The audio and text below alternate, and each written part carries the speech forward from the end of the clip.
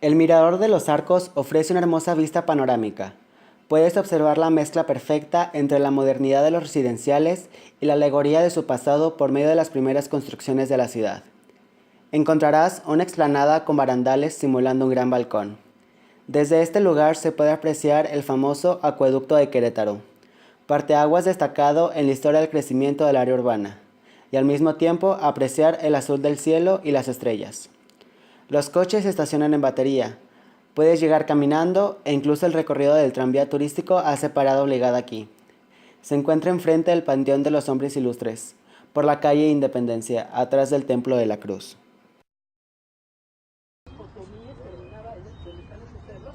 De hecho, no sé si ustedes han venido desde el norte, ¿verdad? Sí. Si vienen desde el otro lado, si vienen desde el sur. De modo, yo le dije Dijiste, hey, Woody está muy gordito. ¿también está la señora Nesby?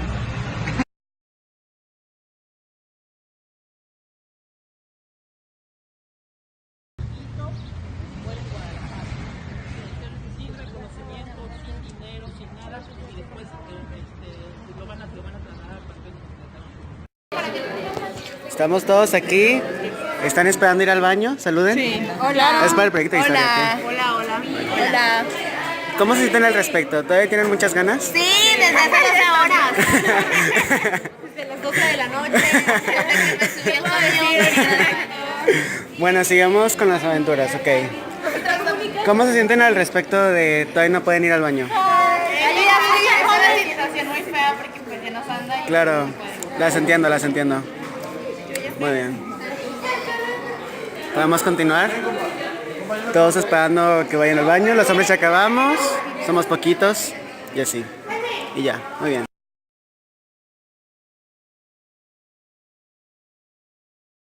Esta importante construcción, ubicada frente a la Plaza de Armas, se construyó a finales del siglo XVIII, con el objetivo de que funcionara como residencia y oficina de los corregidores de Querétaro. Desde 1981 es Palacio de Gobierno, sede del Poder Ejecutivo del Estado de Querétaro. Ahí se llevaron a cabo las reuniones literarias que comenzaron la independencia, organizadas por la corregidora doña Josefa Ortiz de Domínguez. Pero fue la tarde del 15 de septiembre de 1810 cuando alguien delató al grupo de conspiradores con el virrey, quien ordenó al corregidor detener a los conspiradores, sin saber que éste era integrante del movimiento. Don Miguel Domínguez, corregidor y esposo de doña Josefa, tuvo que aprender a varios de sus amigos e incluso encerrar a su propia esposa para que no la capturaran. Josefa Ortiz quiso avisar que habían sido descubiertos. Es así que desde su habitación, en la parte alta de este edificio, llamó dando taconazos en el suelo al alcalde de cárceles don Ignacio Pérez. Al mismo tiempo que ella bajaba hacia la puerta del palacio, él llegaba a la puerta de la calle, encontrándose ambos en el zaguán, y por el ojo de la chapa la corregidora dio a Ignacio Pérez el mensaje, y este inmediatamente salió. Ubicado en lo que fuera la última prisión de Maximiliano de Habsburgo, cuenta con una exposición permanente de documentos, maquetas y todo lo relacionado con la restauración de la República. Ni héroes ni villanos, solo personajes, piezas de rompecabezas que arman en conjunto la historia. El Museo de la Restauración de la República es un rescate de documentos, fotografías, libros y diversos objetos que ilustran los sucesos relevantes de los tiempos de Maximiliano de Habsburgo y Juárez. Lugares estratégicos, puntos de convergencia, el sitio, la captura, la prisión, el fusilamiento, el fin del imperialismo en México. El área que ocupa este museo fue totalmente remozada, al cuidado de conservar el aspecto original de la época. De esta forma fueron descubiertos antiguos decorados de los muros y algunas otras bellezas originales de su construcción. De esta forma, el espectador también podrá conocer a sus habitantes originales, las monjas capuchinas, en conjunto con la dureza de su claustro.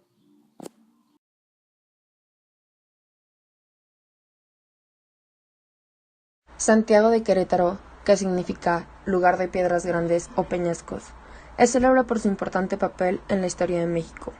En 1810 fue sede de la conspiración de Querétaro, donde se fraguó el movimiento que daría inicio a la independencia de México. Santiago de Querétaro es una ciudad del centro de México. Es conocida por su arquitectura colonial española bien conservada. y por un sorprendente acueducto de piedra rosa. Caminando por sus calles, fuimos conociendo toda su cultura, fuimos viendo la arquitectura y fuimos conociendo un poco más de lo que es la independencia de nuestro país. Vamos a bajar del día, no sé dónde vamos, pero lo que he checado es que todo aquí se llama Corregidora. Bueno, acabamos de salir de la casa de la Corregidora, y es un proyecto de historia. Nos contaron un poco de la historia de la independencia de México. De cómo Josefa es una heroína. Aprendimos Y pues sí, ahorita vamos a ver de la gastronomía de Querétaro y así. Territorio y también había otros grupos indígenas. Sabemos que en esta tierra llegaron a habitar indígenas sotomís. Es una verdadera joya que ha resistido el paso del viento, el tiempo, la lluvia y el sol. Y actualmente en el piso es un hotel que tiene 13 verán al santo patrono en la foto. ¿Sí? Es el personaje.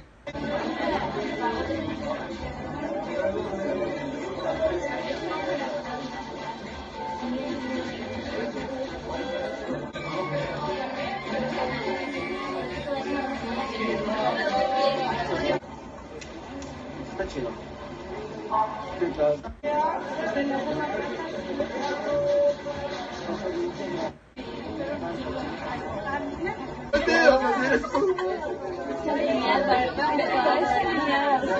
Aquí cruzando la calle. Vamos. Ay, disculpen. ¿Qué quieres decir al respecto? Podemos ver a muchas personas caminando. ¿En serio? ¿Cruzando la calle? Antes de que nos atropellen y nos maten para siempre.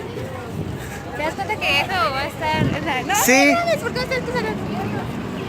Pero mira ese grande, Claudia. Hola, Claudia. Ah, visto. Me sigue dejando en visto, Claudia. ¿Qué? Vamos a la Alameda. A la Alameda de Querétaro, que iba a ser un zoológico, dato curioso. Dato curioso, ¿ya estás grabando? Sí, todavía está grabando.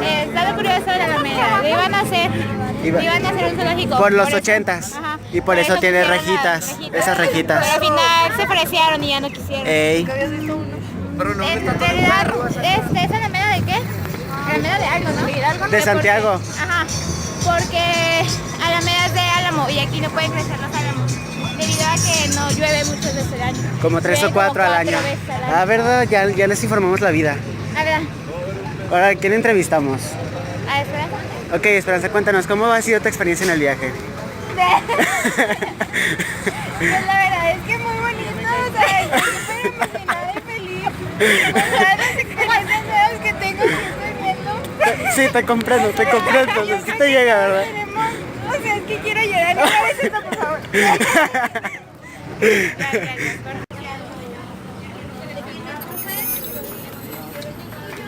Aveda. ¿Traigo palero?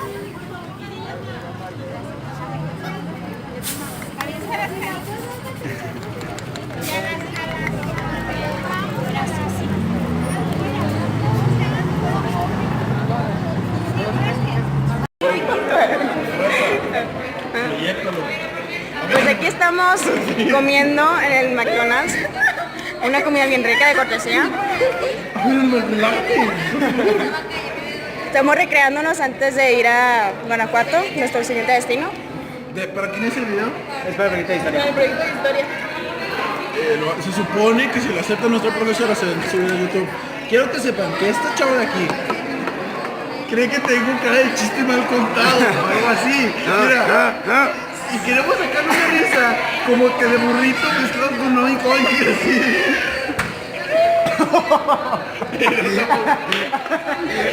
Tampoco que estés en tanto, al rato se la sacamos.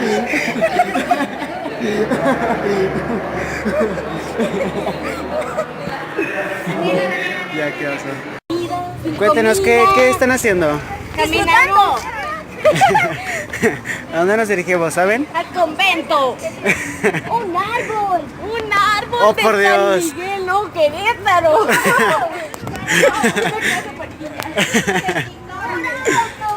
Azul, ¿qué dice el lo?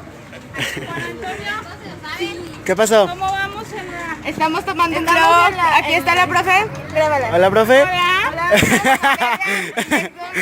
Sí. Claro, como debe de. Y el sentado.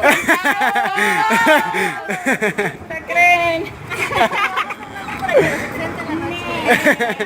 Ya tenemos que salir del colegio. Yo también tengo. Yo tengo el de fiesta entonces. El de invierno, ¿cómo se llama ese? El de los viejitos. Pero si ustedes están bien jóvenes. Adultos mayores.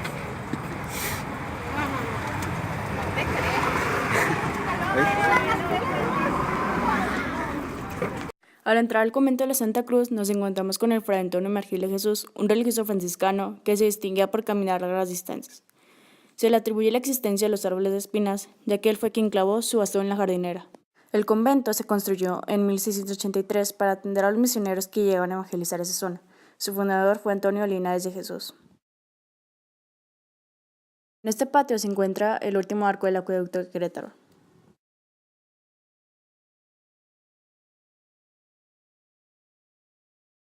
Cuando cocinaban los frailes, el humo se dirigía a un boquete que se encontraba en el techo. Como en ese tiempo no se contaba con electricidad, tenían paredes gruesas que en su interior tenían tuberías conectadas al arco. Con esto se lograban enfriar. Esto lo usaron como un refrigerador para conservar sus alimentos. Los frailes permanecían en sus cuartos aproximadamente 2 años para prepararse espiritualmente. Las pinturas que se encuentran en el convento tienen al menos 250 años de antigüedad. Esta es la celda donde Maximiliano de Habsburgo estuvo preso. Posteriormente fue trasladado al Cerro de las Campanas. Aún se conservan los muebles originales.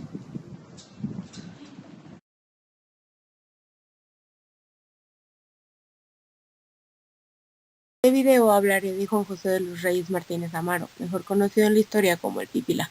Ya se sabe que en Hidalgo, una vez descubierta la conspiración, reunió un puñado de gente del pueblo, entre quienes se encontraban los reclusos de la cárcel y con ellos los que se iban reclutando en el camino, y así llegó a Guanajuato. Su objetivo principal era tomar la Alhóndiga de Granaditas, donde el intendente Riaño se hizo fuerte con los soldados de la guarnición. En la cruenta e inenarrable batalla, ese hombre del pueblo humilde se echó sobre la espalda una losa, provisto de una tea, y caminando a rastras llegó hasta la misma puerta de la Alhóndiga de Granaditas, a la que prendió fuego después de haberle untado brea. Al ceder la madera, la multitud se abalanzó sin importarle que muchos caían muertos ante las descargas cerradas de los españoles. Caían unos y sobre ellos pasaban otros, para sostener en el patio del edificio la lucha cuerpo a cuerpo, igualándose de ese modo a las fuerzas, pues las armas de fuego ya no valían en ese momento, hasta correr la sangre como un arroyo por la puerta y por la calle. Estamos en el mirador. Qué bonito se ve. Me enamoré de la ciudad, la verdad. Sí. Hasta te dan ganas de aventarte de ahí, pero no podemos. Saluden. ¿Cómo se sienten en el mirador? Muy bonito, todo hermoso. Verdad, es lo que yo digo. ¿Sabes cómo se sienten al respecto? ¡Qué bonito! ¡Ay! Ahí se trabó. Ah, muy bien. Aquí podemos ver a Claudia grabando también. Aquí esto es para nuestro blog. Luisito Comunica. ¿No les dan ganas de aventarse de ahí? ¿A dónde vas a trimar? Eso es para el blog. ¿Aquí posando o qué? Claramente. ¿Quién te va a tomar foto? La fotógrafa y la modelo. El backstage. I'm so sorry, este es el detrás de cámaras. ¡Quítese! No, Daniela, por Dios. Ahí podemos ver a Adriana y a Daniela. Ya. Valeria. Juan, siempre me grabas. Pues sí. A ver, otra vez. Podemos ver a Valeria.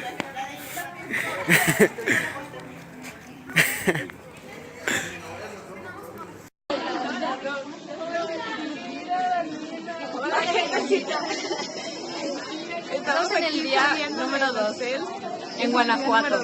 Y vamos a ir a ver a las momias y a la mina y a la Inquisición. Y en la noche vamos a tener una calle. Adiós.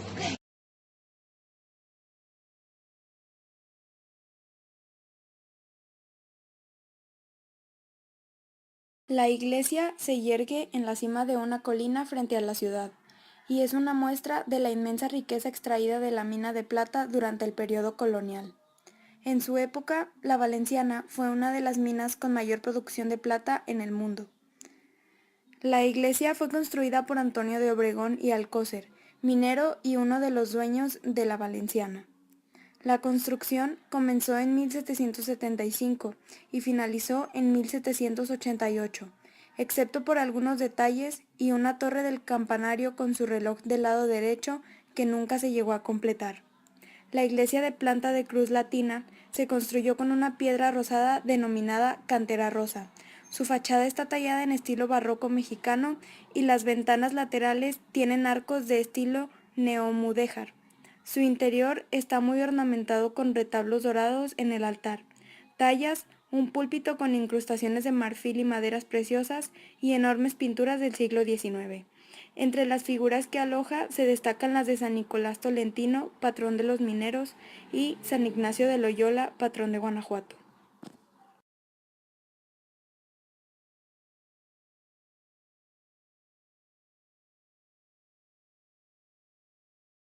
Museo del Purgatorio y de la Santa Inquisición.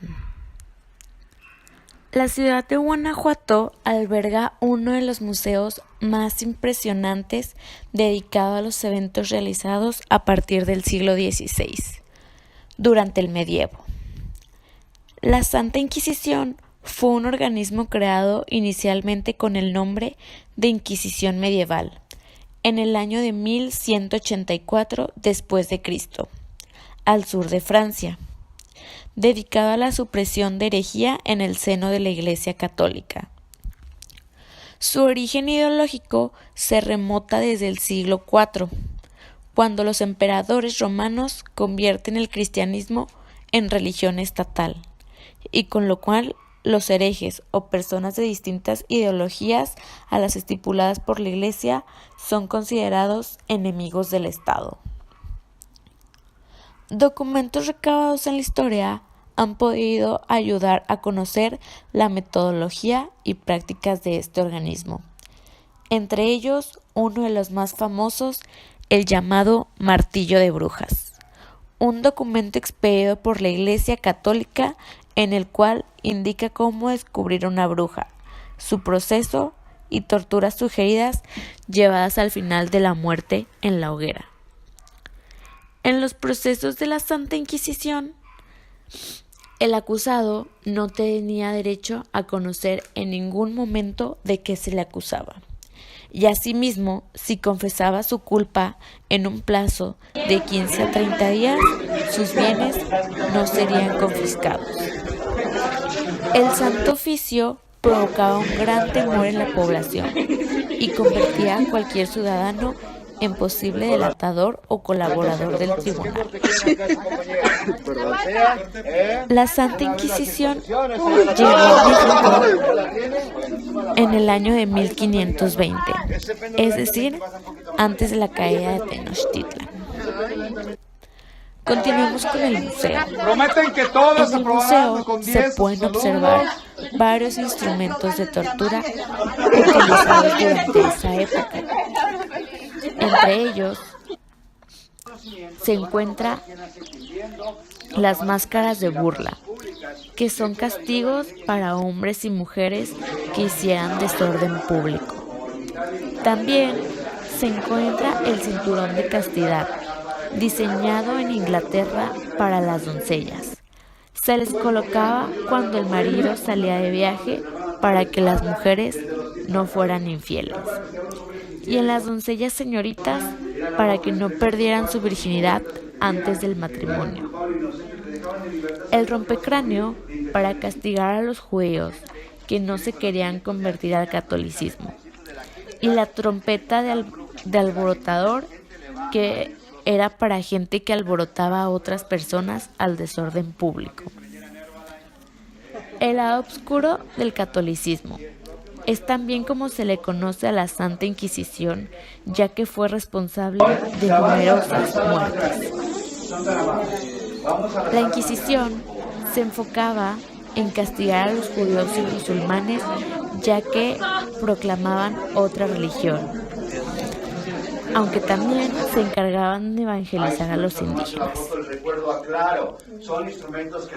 Otra de las formas de tortura era la hoguera, que es una de las muertes más clásicas para los acusados de brujería.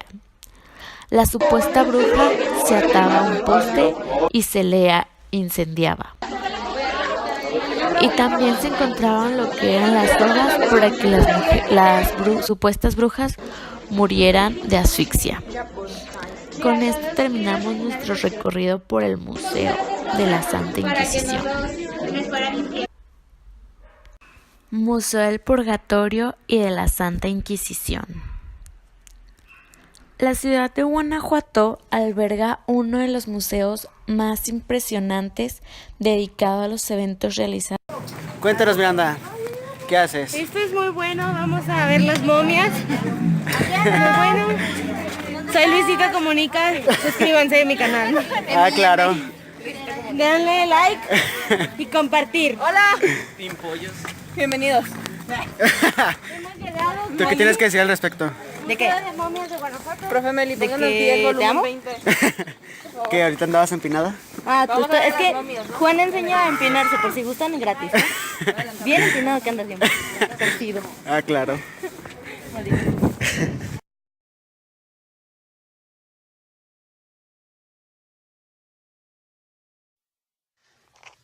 Las momias de Guanajuato son un conjunto de más de 100 cadáveres conservados por causas naturales que fueron descubiertos en el siglo XIX en Guanajuato.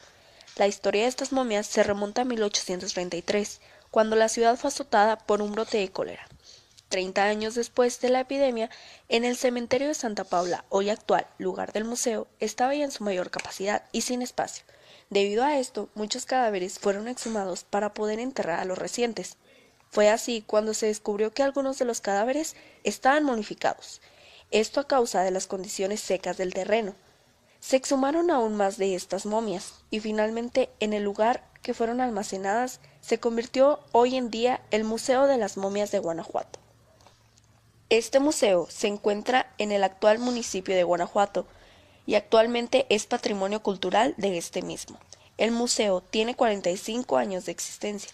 Fue fundado hacia finales del año de 1853 e inaugurado hasta 1861.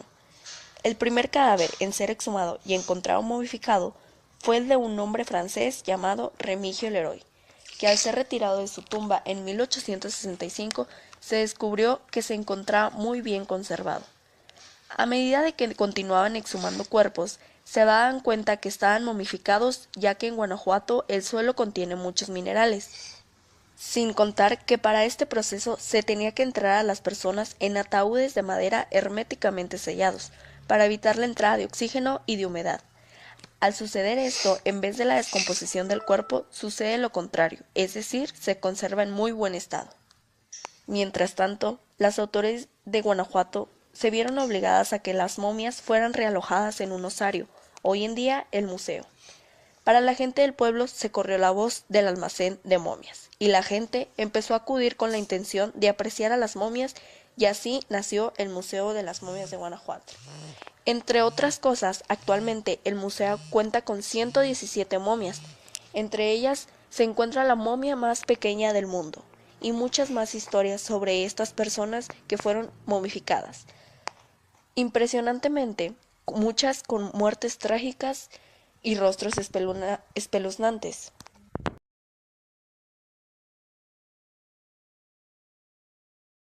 La Universidad de Guanajuato, anteriormente nombrada Colegio de la Santísima Trinidad, fue fundada en 1732 a iniciativa de doña Josefa Teresa de Bustos, con ayuda de don Pedro Lascarín de Retana.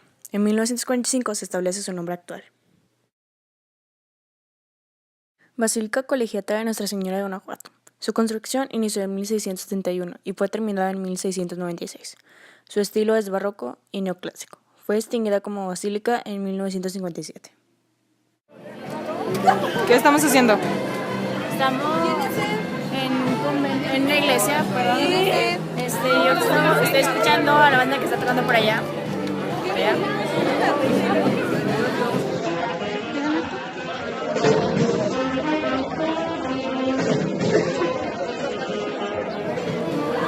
Muy buena música, la verdad, como que te relaja en el tiempo de que te están explicando para que no te aburras y pongas más atención a lo que te explican.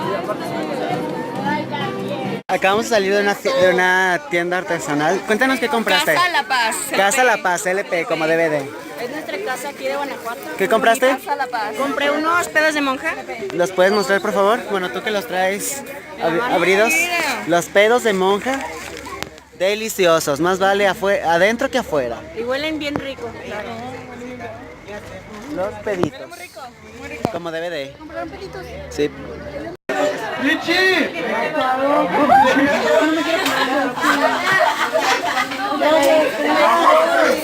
Mira, es grosera, ¿viste lo que hizo? No me di cuenta.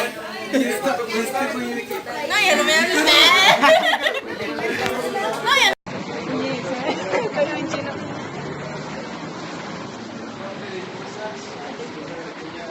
No, ya Ya. Pues aquí andamos por las calles de Guanajuato, GTO. Vamos en camino al centro histórico. No nos podemos hacer de la calle, echas la banquetita. Entonces lo que tenemos que hacer es no separarnos, juntarnos como si fuéramos Tan unidos. y así. Unidos como hermanos miembros de una iglesia y vamos caminando al encuentro del Señor. Hasta aquí mi reporte, Joaquín.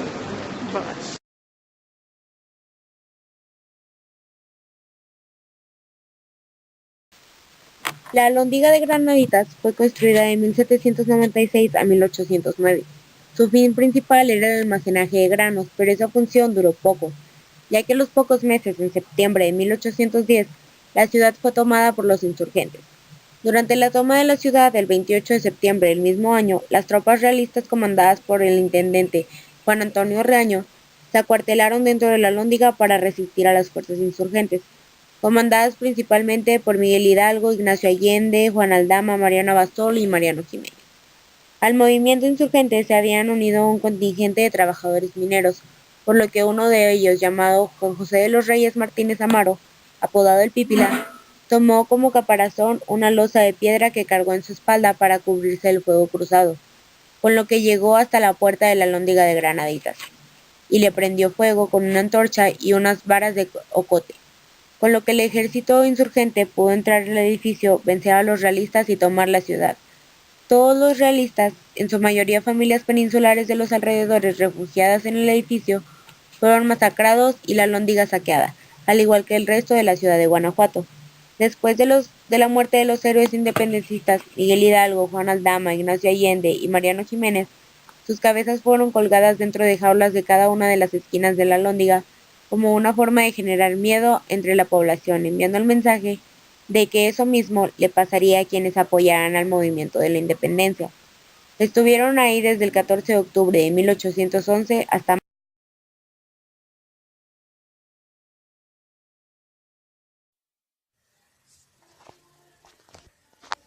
Este lugar, ubicado frente a la puerta principal del Museo de la Alhóndiga de Granaditas, es el Museo de Cera de Guanajuato, fundado por el escultor Víctor Hugo Yáñez y Ernestina Hernández Guzmán, el 30 de junio del 2006. Juntos unieron sus sueños para la creación de un museo de cera. Las figuras de cera realizadas por el artista Víctor Hugo sobreacogen el observado por su hiperrealismo. Durante su elaboración se utilizaron técnicas nuevas, mayor cantidad de volumen, texturización de piel, huellas dactilares, pelo natural y prótesis oculares.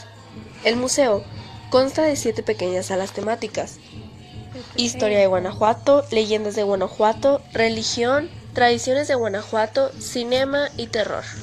En la primera sala, historia de Guanajuato, entre los personajes que se destacan está Miguel Hidalgo, José María Morelos y Pavón y el expresidente Vicente Fox, entre otros más. En la siguiente sala es pintura, en los que se encuentran Diego Rivera, Frida Kahlo, que vivieron en la misma ciudad de Guanajuato. La tercera sala, Leyendas de Guanajuato, la leyenda del Callejón del Beso, muy famosa en esta ciudad. La cuarta sala, Religión, en donde se encuentra Sor Juana Inés de la Cruz, el Papa Juan Pablo II y Jesús. La quinta sala, Tradiciones de Guanajuato, podemos encontrar más las callejoneadas, las historias de Don Quijote de la Mancha y Sancho Panza. En la sexta sala, Cinema, podemos encontrar diferentes personajes sobre el cine mexicano y el cine americano, como Spider-Man, El Santos, entre otros más. Terror, una sala de espantos en donde si entras te llevarás un horrible susto. En fin, todas las salas cuentan con un superrealismo que te sorprenden al verlos, ya que piensas que te están mirando o que te están viendo. Simplemente por el hecho de estar ahí, te llevas una gran aventura.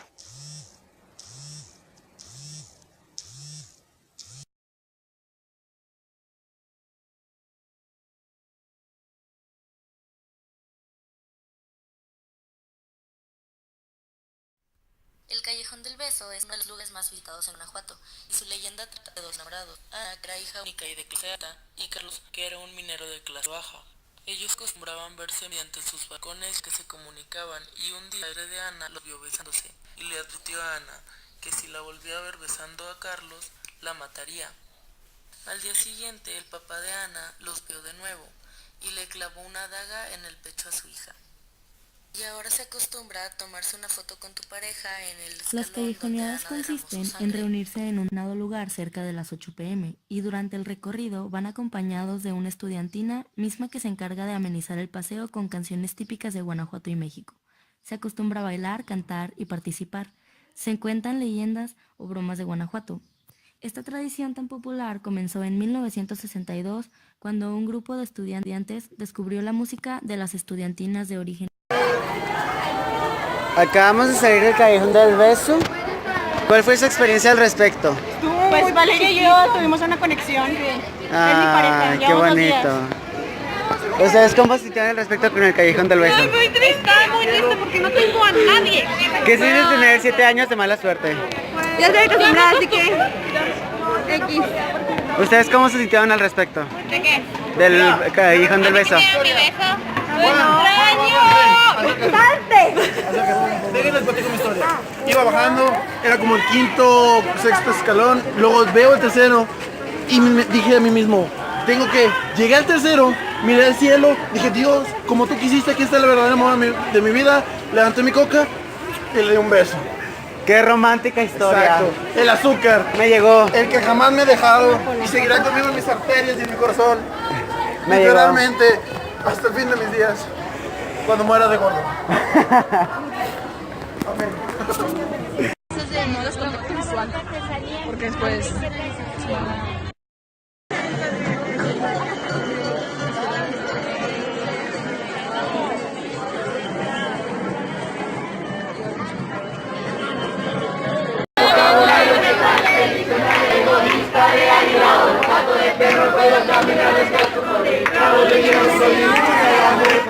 No necesito bendiciones porque sé que tengo buena suerte.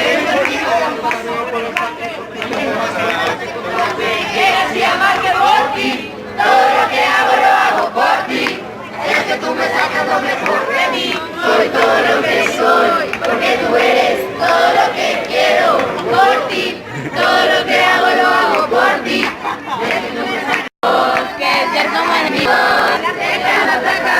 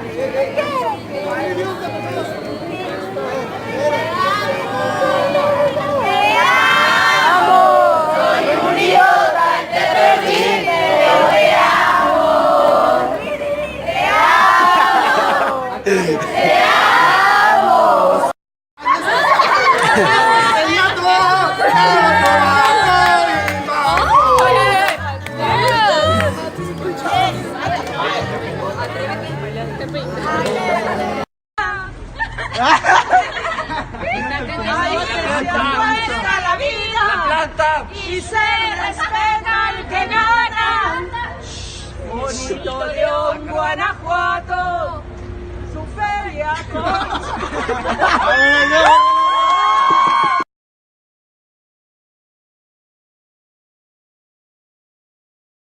Dolores Hidalgo.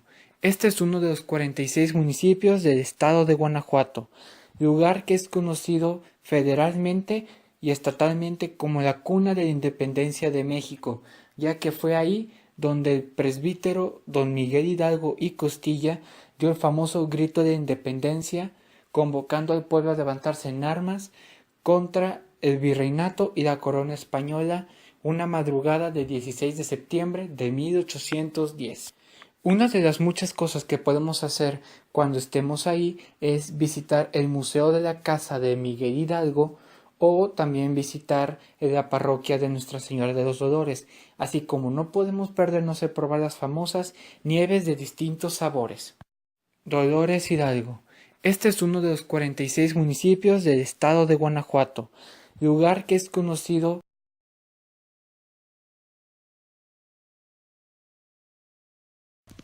Cárcel de Dolores. Este edificio fue la cárcel donde Miguel Hidalgo liberó a los presos la madrugada del 16 de septiembre de 1810, encerrando después en ella a los españoles del pueblo de Dolores para iniciar la insurrección de México. En la madrugada del 16 de septiembre de 1810, Juan Aldama llegó a avisarle a Miguel Hidalgo y Ignacio Allende que la conspiración de Querétaro había sido descubierta. Hidalgo exclamó: "No nos queda más remedio que ir a coger gachupines". Llamó a 10 de sus dependientes y fueron a la cárcel a soltar a los presos. En aquel tiempo era costumbre que durante las fiestas de los pueblos se liberara a los presos. Por lo regular, las cárceles estaban llenas de presos por delitos menores, especialmente el de no pagar el tributo. Esta costumbre de liberar a los presos se mantendría durante muchos años. Después, Hidalgo y sus hombres salieron a prender a los españoles de la población, a quienes encerraron en la prisión. Aquella mañana sonaría la campana de Dolores. El Museo de la Independencia se localiza dentro de un inmueble construido a finales del siglo XVIII por el filántropo don Francisco Miguel González para establecer la primera cárcel de la congregación de Nuestra Señora de Dolores.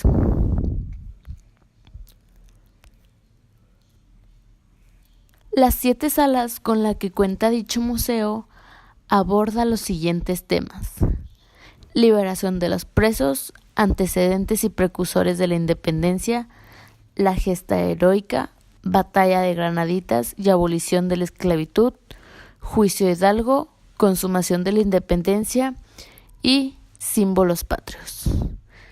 Te invitamos a visitar este museo.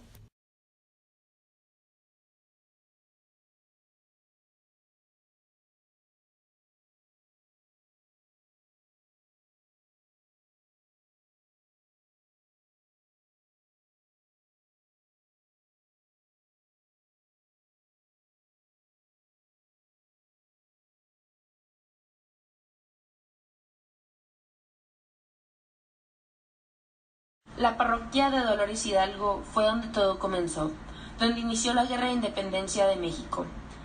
En este lugar, la madrugada del 16 de septiembre de 1810, el cura Miguel Hidalgo y Costilla convocó a los habitantes para la liberación de la Nueva España. El grito de Dolores es considerado el acto con el que se inicia la Guerra de Independencia de México, tras haber sido descubierta la conspiración en Querétaro. Aquí es donde se toma la iniciativa de lanzarse en armas.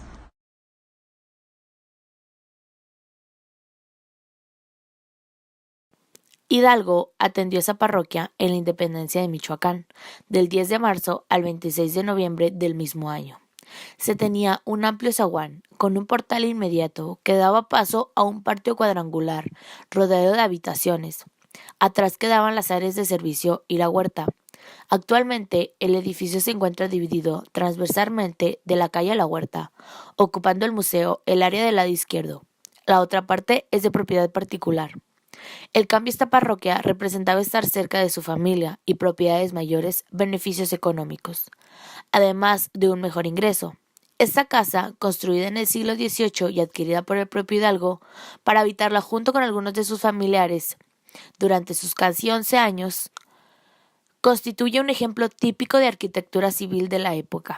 Amplia entrada, patio cuadrangular rodeado de habitaciones con puertas independientes, área de servicio y huerta.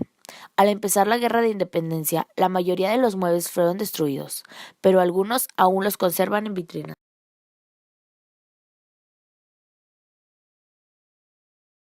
San Miguel de Allende. Esta es una de las ciudades del estado de Guanajuato, cuna de uno de los más grandes héroes de la independencia, Ignacio Allende, reconocida por su participación durante la Guerra de Independencia y también por su encarcelamiento y muerte junto con Miguel Hidalgo y Juan Aldama en la Alhóndiga de Granaditas. Varios lugares turísticos de esta bella ciudad sería la parroquia de San Gabriel de Arcángel y la Cañada de la Virgen. Otros lugares que también son muy turísticos sería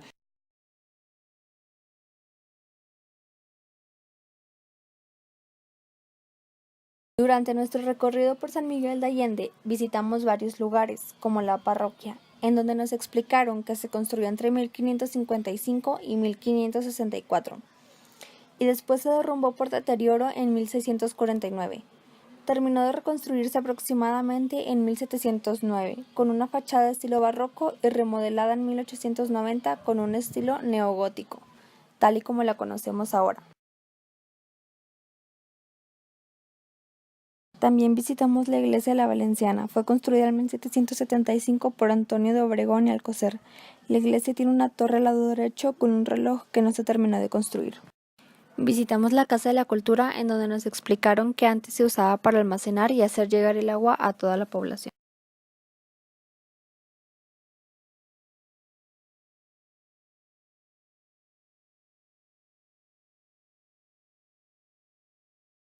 Después estuvimos un rato en el centro, en donde comimos y compramos algunas cosas, y al final nos regresamos a casa.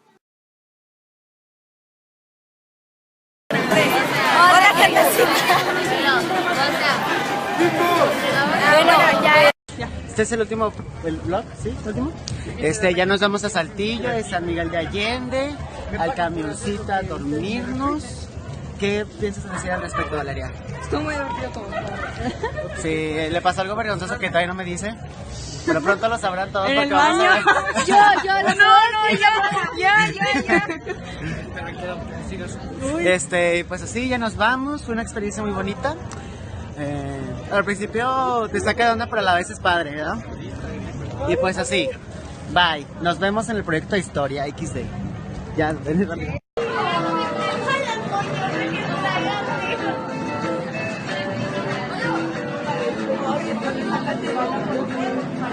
Ay,